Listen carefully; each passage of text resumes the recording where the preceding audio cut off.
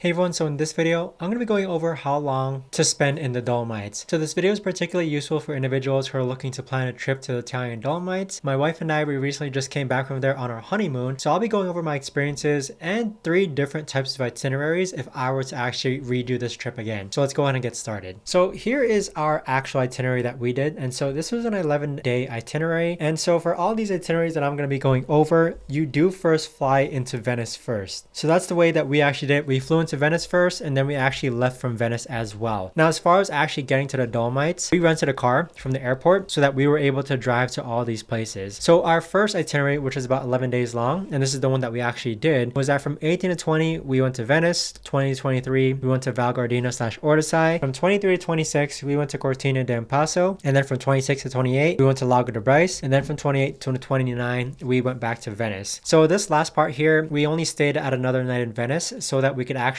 be sure that we were near the airport the night before. Now, moving on from that 11-day itinerary, I have an adjusted 7-day itinerary right over here where it's 18 to 19, Venice, 19 to 21, Val Gardena/Ordisai, from 21 to 23, Cortina d'Ampezzo, 23 to 24, Lago de Bryce, and then 24 to 25, back to Venice again. So this is like shaving off some days from Val Gardena and Cortina to kind of fit this 7-day itinerary. Likewise, with Venice, you honestly can spend just an entire day there. So for this example itinerary, 18 and 19, you would arrive on the 18th. I'd say take a power nap, for example, and then start your day around like 11 a.m. to 12 p.m. Go to Venice, have lunch, explore the city of Venice, or have dinner at Venice, and then come back around like 8 or 9 p.m. So you only need like a half-ish day to actually spend in Venice. For sure, you should visit Val Gardena and Ordisai and Cortina d'Ampezzo. Those are the most popular destinations in the Italian Dolomites. And with that, we went at a time in which the crowds weren't really a problem. So we went like late October, actually. Now for Lago de Bryce, you don't have to stay there. So honestly, my next 5-day itinerary is going to eliminate Lago de Bryce. But let me show you what that looks like now. So this is the 5-day itinerary and it skips Lago de Bryce. So from 18 to 19, you go to Venice, 19 to 21, Val Gardena/Ordisai, 21 to 23, Cortina d'Ampezzo, and 23 to 24, you go to Venice. Now, if you still do want to go to Lago de Bryce, you still can do that between 21 and 23.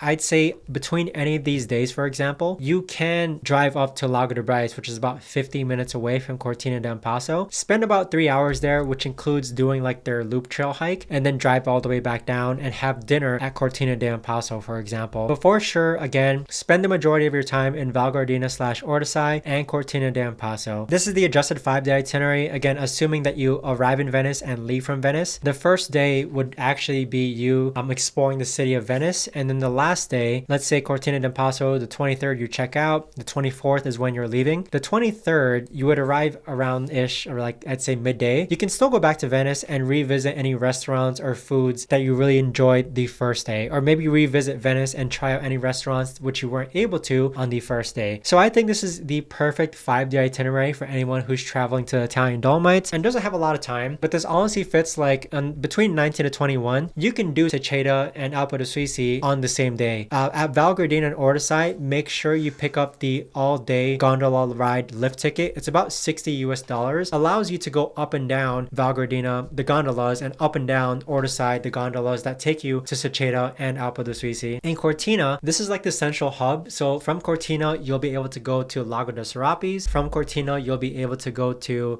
Cinque Torre. From Cortina, you'll be able to go to Tre Cime. And from Cortina, you'll also be able to go to Lago de Bryce. So with that, I think this is a really good 5-day itinerary. But if you are planning a trip to the Italian Dolomites, I highly recommend that you check out this video next. This is my ultimate travel guide to traveling to the Dolomites. It includes our budget, where we stayed, etc. So make sure to check that out.